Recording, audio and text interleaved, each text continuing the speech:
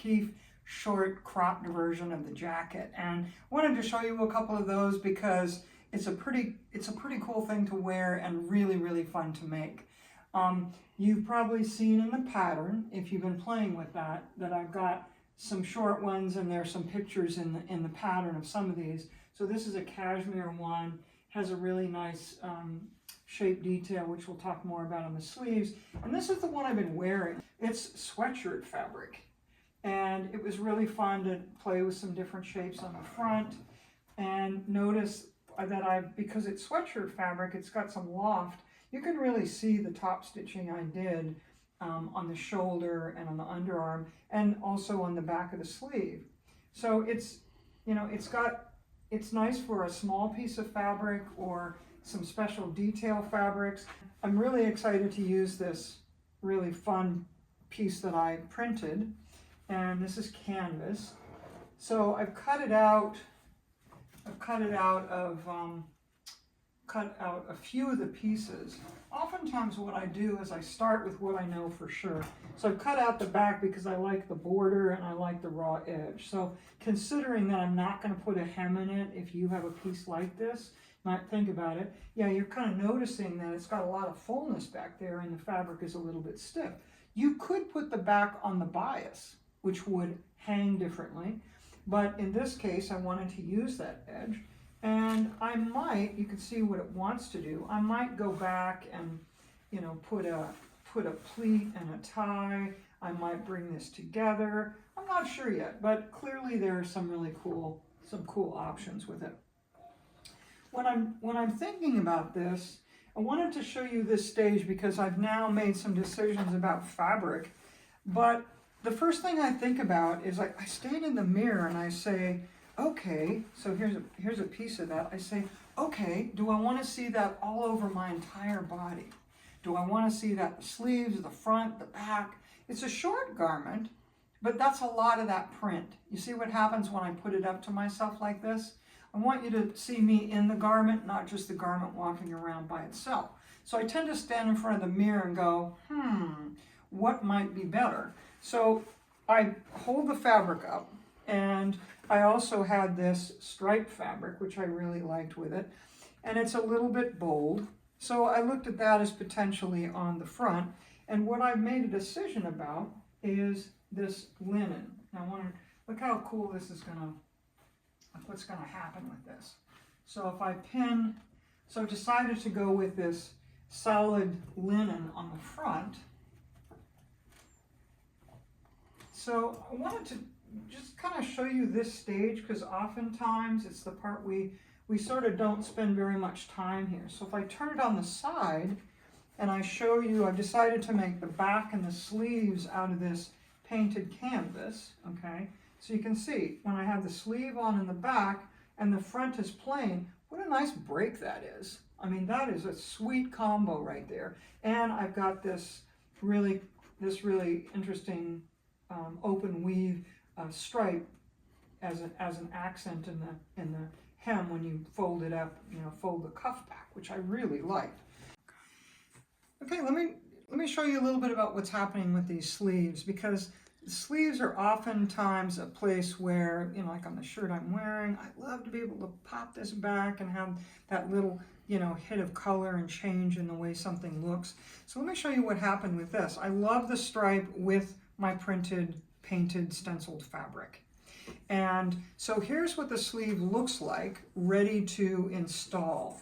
And I've serged the edge of this piece. I've serged this. I've stitched on an extra piece because it was a little smaller, and I used the stitching as one of the details, which is pretty cool. I might have to do more of that.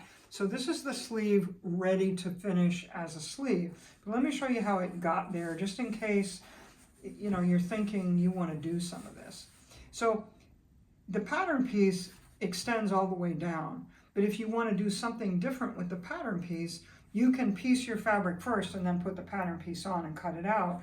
But I like to think about this edge right here and where that's actually going to hit on my arm, and if I want some of that to show.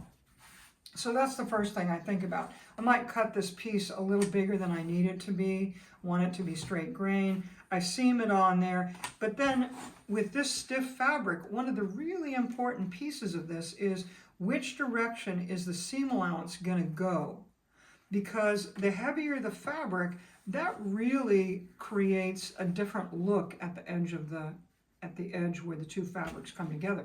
If I was to press this in the direction of the stripe fabric and then wrap this around, I don't know if you can see this, but it's a lot thicker now. That becomes like a little accent, and it stands away because now that space is being filled by the seam allowance. Now that's very different than this end right here. See how I can fold this back and just show a very tiny amount? I can't do that over here because I've got the seam allowance inside and I have to leave it a certain amount to not pull away. So I'm always, this is a big thinking process about which direction the seam allowance is going to go. And that comes up just about with every seam that I make. Do I want to press it back towards the garment, or do I want to press it into the facing area?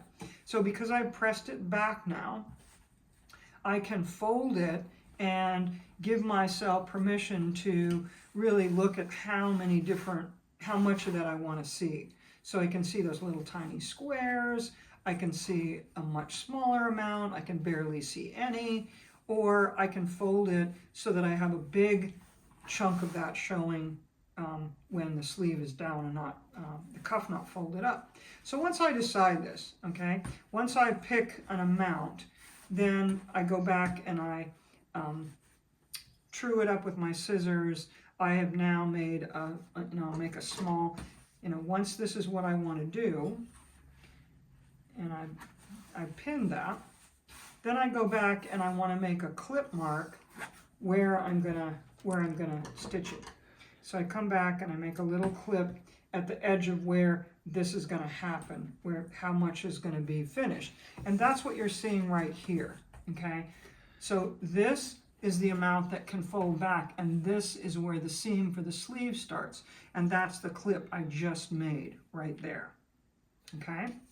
So then once I've got those clip marks made, I make sure that if there's any of this that needs to trim away, sometimes I start with it wider than I need, so it might look like that. So take my scissors and trim that off so it's even with the edge of the sleeve.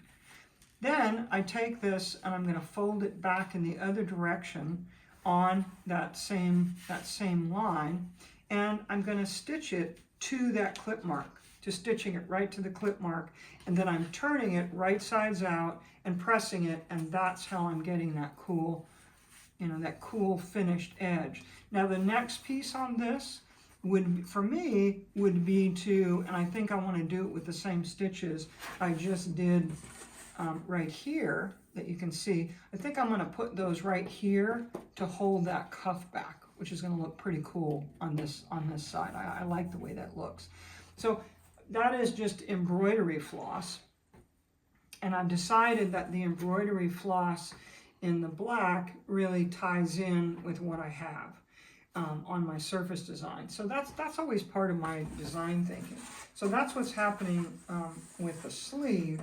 And now you can see I've serged this edge, and here's a straight grain edge. And how this sleeve goes together is, the top of the sleeve is actually right here.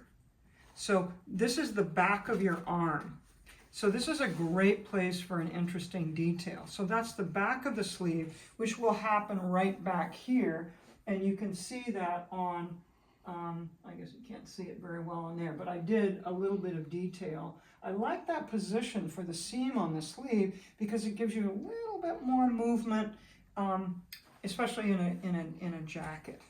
So you've got a straight grain edge and you've got a bias edge here. Now the other thing that can happen on the sleeve, which you're going to want to check out in the pattern, is under the position that's under the arm, which is over here, there's an optional dart. And what that optional dart does is it curves this underneath seam so that it's not quite so straight. And that's totally optional. some fabrics that may look great, and it might take a little bit of the bulk out. Some you just go, you know, it doesn't matter, I'm going to leave it the way it is, but it's an option. And sometimes I like to reshape it, and so I've given you that in the pattern. You can see this is going to be such a cool sleeve. So now I'll finish those sleeves and make some decisions about the front. Okay, I'm now looking at closures. I'm thinking interesting button collection because it would really kind of tie in with the whimsy of the printed fabric. So I've laid out my fronts here so you can see kind of what it's going to look like once I get these, you know, the pieces together and whatever I'm going to put on the canvas on the front. I've got a little collection of pieces here, and you can see this is another, I think, important piece. I've got a piece of the printed fabric. I've also got the collar here, just to remind me how this is all going to feel later on when this all goes together. So I can just kind of get a feel for that. So I've determined that I really like to use elastic, and look at these 3 types of elastic here. So I've got a skinny one, a medium one, and a really heavy one. And oftentimes what I love about using the elastic is it lets you put any size button there, and you can make the loops and come back later with the decision on the buttons. One of the things I've discovered is these hair bands, which are basically elastic, available at any drugstore, come in stripes, they come in all different colors, which is pretty cool, but they also work really well as loops. And you can put them in there and then cut off that little metal part. I know, who knew, right? Yeah. So those are if you don't have a fabric store that has a great collection of elastic, hit the drugstore and check out the hairband section, because this is really awesome. Actually, the striped ones might look really good on here, which I don't have out right now, but I'll think about that. So when I put these on, I probably would go with, you know, I like to see what it's going to look like. That's a pretty heavy look for this. That's a big, it's a little fatter than I think I want. I like the weight of this visually, knowing that there'll be a button on it. This is a little too skimpy. That's for like a smaller, more delicate garment if I was going to use that. So this one in the middle feels about right. These are more like this big size, and it could also be, you know, other kinds of cording and things that you're saving. I happen to like staying with that black because it recedes a little bit. This is a little bit clunky right here. So since I'm going to use that, let me just show you what I would do to put this on here. So I would take a piece and I would cut a chunk, knowing that my buttons are going to be a whole, you know, bigger sizes, but a variety of sizes. I would, once this edge is ready for a facing, or I'm going to maybe face it with this, what I'm going to do is I'm going to put these on with a pin and might go back and base them a little bit. But basically what's going to happen, you've got a couple of options. You can leave the loop sticking out, but since it's elastic and you're going to be able to stretch this to put your button through, you can also put this on not sticking out. So it can look, this is what I tend to do. Let me just show you here. So I tend to put them on like this, so that when this edge turns, what you see is, you can see that elastic loop, but it's not a big round loop sticking out, which actually puts your button further away from that edge if you have that loop. You know, so picture if you have this loop, right, then the button would be way out here, and maybe you like that, okay? But I tend to like this, where the button can come in and then the button will sit closer to the center of my piece. So you're going to have your own way of doing this, but I'm just showing you some tips and tricks and some ways that I think about this.